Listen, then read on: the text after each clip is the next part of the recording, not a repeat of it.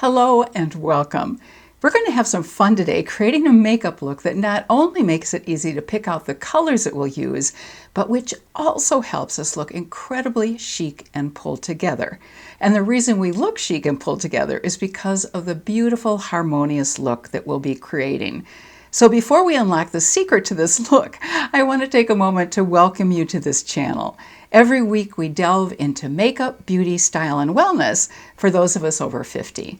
My mission and passion as an over 50 working professional makeup artist is to offer makeup tips, makeup techniques, and product suggestions, along with other beauty, style, and wellness tips that make the biggest difference for us now. So if this mission resonates with you, I hope you'll subscribe before you leave today.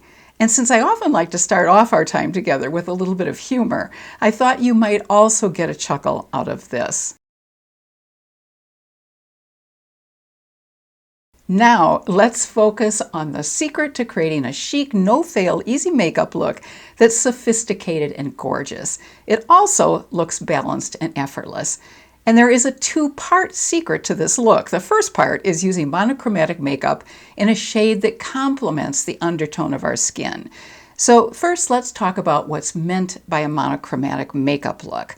Monochromatic makeup means using either the same color for our eyes, cheeks, and lips, or using colors that fall within the same color family. So we might create a look using the same colors, such as a pink, for instance, for our eyes, cheeks, and lips, or we might use various shades of the same color, such as beiges and browns on our lips, eyes, and cheeks. Not only does this approach make pairing eyeshadow and lipstick shades foolproof, but it's also the perfect way to make a simple makeup look very chic and sophisticated. Monochromatic makeup can range from soft and subtle to gold and bright, and frankly everything in between. For a soft and subtle look, we can opt for more neutral shades like soft pink, peach, or taupe. For a bolder, brighter look, we can choose any shade of the rainbow, from red to ultraviolet. Now, as you'll recall, there were two parts to this secret. The first part is using monochromatic colors. The second part is choosing monochromatic colors in a shade that complements the undertone of our skin. And the undertone is either warm, neutral, or cool. If we have a warm undertone, we want to choose colors in the peach, coral, orange, and orange-red family. And neutral colors, such as golden or copper-colored browns, would be beautiful. Those of us with a cool skin undertone look our best in cool pinks, violets, plums, raspberries, or blue reds. And those of us with a neutral undertone can wear any of these colors, but probably look best in colors that are not at the far end of the brightness and intensity scale.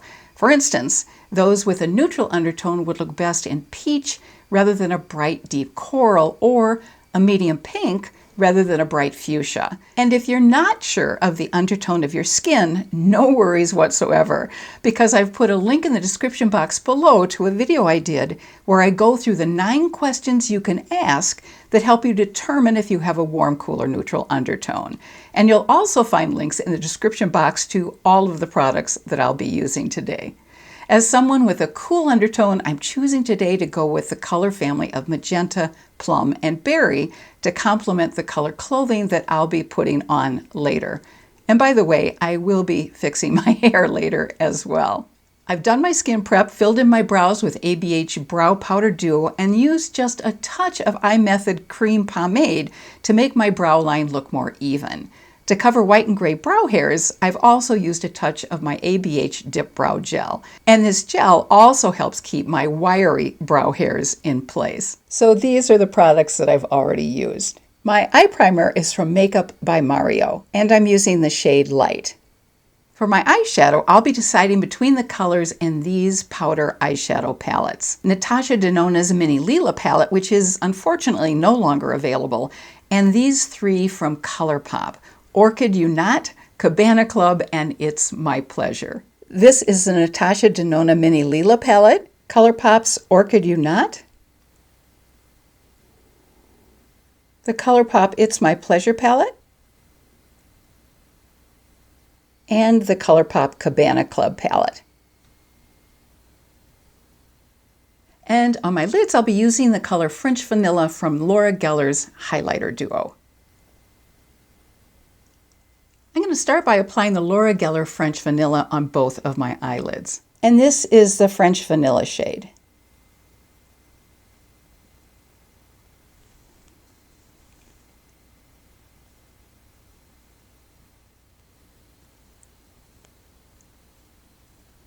I'm also going to put a little bit of that shade under the arch of my brows and on the inner corner of my eyes. For my crease area, I'm using one of my all-time favorite transition colors, and it's from the Natasha Denona Mini Lila palette. It's a shade called Flint. And this end shade is the one called Flint, and I'm sure most of us have a color similar to this in one of our palettes. And I'm using my Sigma E25 brush. As a matter of fact, I was traveling a few days ago and I forgot to take this brush with me. So I was using a very different kind of brush to apply the eyeshadow in my crease area, and I couldn't believe how poorly it worked. It really took a lot of effort blending and getting it to look even, and also making sure the edges weren't too harsh looking. So that was just more proof to me of how important a good brush can be and how much easier it makes it to apply eyeshadow especially. Now when I have just a little bit left on my brush, I'm going to carry it up slightly. And I just love how soft and neutral this color is. And then I'm taking a clean brush and I'm just going around the edges. And I'm looking back just to assess, and I think I need a little bit more color on this eye. It's always a good idea to take stock after you've applied eyeshadow on both eyes just to make sure they look pretty even. And now I'm taking the brush that I used for the French Vanilla color and I'm just going around the edges just to make sure there are no harsh lines whatsoever. On the outer lids and in my outer crease area, I'm going to apply my absolutely favorite magenta color, and it's my favorite from any of my eyeshadow palettes. It's called Poisonberry, and it's also from the Natasha Denona Mini Lila palette. Let me swatch it for you. Poisonberry is this last color on the end, and this is what it looks like. There's a brightness to it, which I absolutely love. So I'm taking it and just stamping it on the outer corner of my eye, and then going into that crease on the outer part of the crease. Because I have deep set eyes, I really have to lift my eye area a little bit just to make sure that I cover all of that crease. And then I'm going to blend. And on the middle of my eyelid, I'll be using the color Mr. Sandman from the ColourPop It's My Pleasure palette. It's this color down in the bottom row. And here's what it looks like. It has a bit of a metallic look. And I'm going to take it to the inner corner as well. Then I want to add a little bit of this color Linen from the Natasha Denona Lila palette to the very center of my lid. And this will give a little bit more brightness. And then just a tiny bit more of Poisonberry on the outer part of the crease and the outer part of the lid.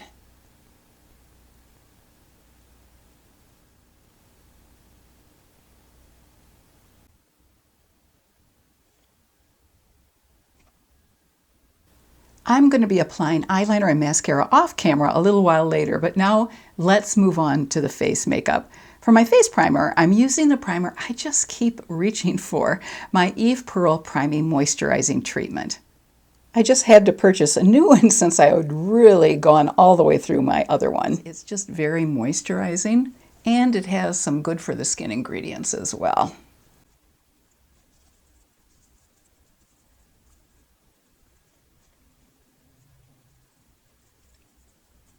For foundation, I'm using Charlotte Tilbury's Beautiful Skin Foundation. And after that, I'm going to go ahead and apply my Clinique Even Better Concealer to cover age spots, and I'll use my Becca Under Eye Brightening Corrector from Smashbox in the color Fair Light under my eyes. Over that, I'll put a little bit of my e.l.f. Hydrating Camo Concealer in Fair Beige, just dotted lightly on top. Here's my Charlotte Tilbury foundation. And I just used about a pump and a half. And I may not even need that much. This is another foundation I just keep going back to, and I think it's just because of the finish and the coverage. It's a medium coverage, but it's buildable, And the finish has just this beautiful, soft glow. Now, I know it doesn't work for everyone. There seems to be either people who love this foundation or who are not crazy about it. But it tends to not work as well, I think, for people with oilier skin. For me, with my very dry skin, it's just about the right amount of glow on my skin. And I'm going to bring it down.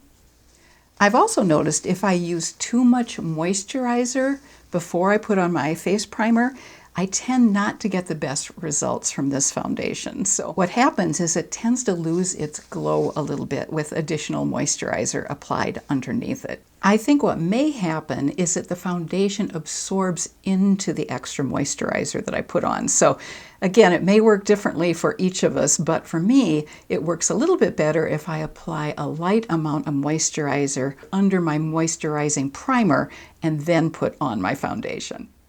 And here's my Clinique Even Better Concealer.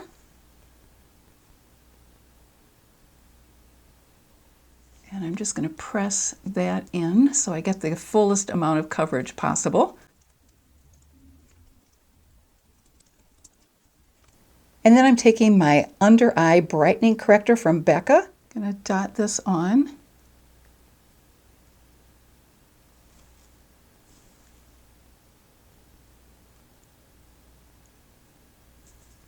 And then just press it in. And this has enough of a peach tone that color corrects the blue reddish circles under my eyes. Then I'm dotting on over it e.l.f. Camo Hydrating Concealer in Fair Beige. The Becca product is so creamy. It just works beautifully, but it's not too heavy. And there's a fine line in terms of how heavy a concealer can be to work under the eyes. So I'm taking just a little bit of my Rimmel Stay Matte powder just to press it over the concealer to make sure that it stays in place.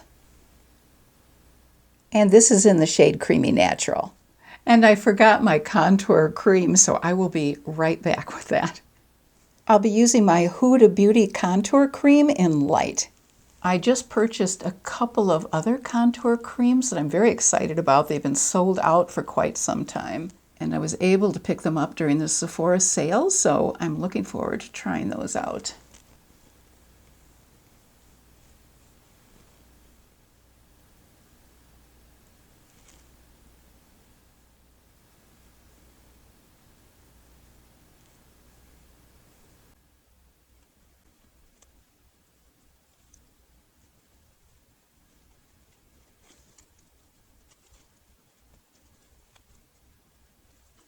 Then I'm going back over the edges with my foundation brush.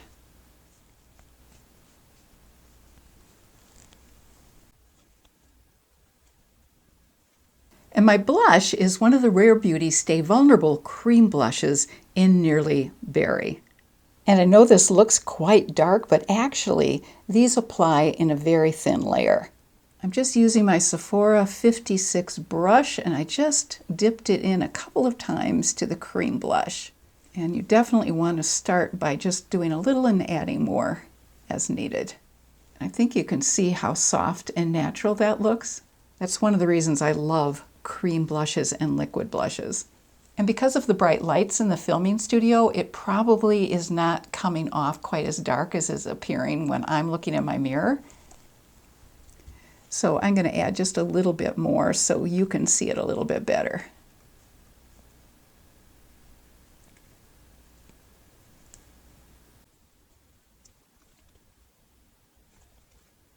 We all have a different idea of how much blush we like to use. Some people really like to put blush on to make it the centerpiece of their look. I tend to err on the side of wanting just a slight flush. And then I'm just going to go around the edges again with my foundation brush. My highlighter is going to be Rare Beauty's Positive Light Liquid Luminizer in the color Enchant. I'm just putting some on the back of my hand, and then I'm picking it up with the same brush that I used for my blush. And I'm just going to dot it on the very top of my cheekbones.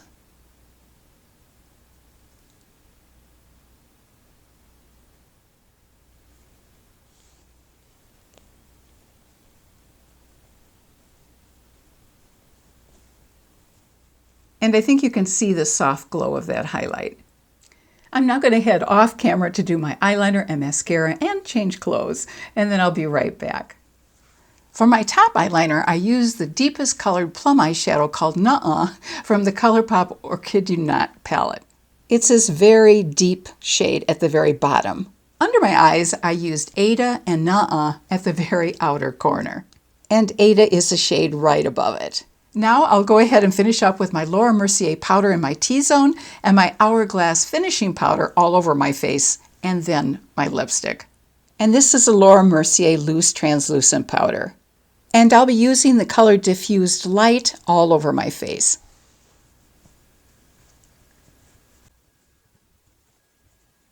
And then I'm going to add a little bit of these two blush colors in the center and on the right at the bottom.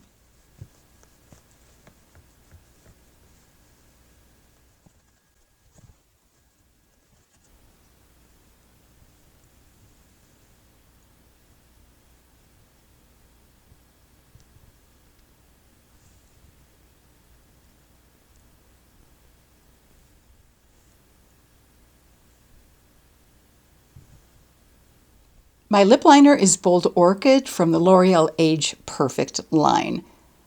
And as you can see, I'm really down to the nubs on this one.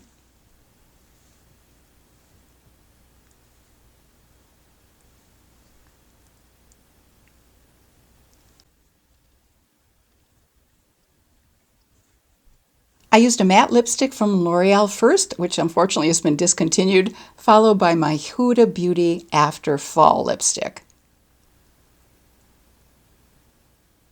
And then I'm trying to decide between these two lip glosses. One is from Sephora, the lighter color, it's called Wild. The other one is a new limited edition one from Fenty Beauty called Fuchsia Flex. I think I'll swatch them so we can take a look at them. So this is a Sephora gloss in Wild at the top, which is very light, and underneath it is the Fenty Beauty gloss. I just got this Fenty Beauty gloss, so I'm going to live a little bit dangerously because I've never tried it. We'll see how it works.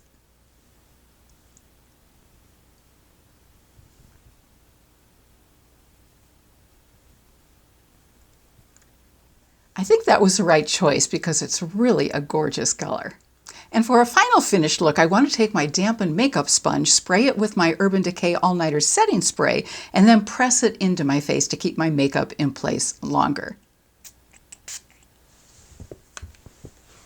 And then just press it over my face.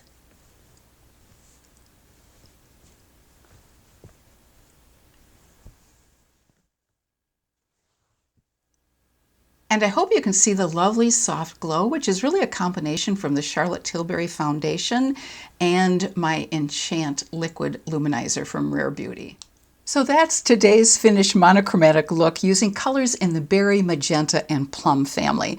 And I hope you found this video helpful, and if so, please hit that thumbs up like button.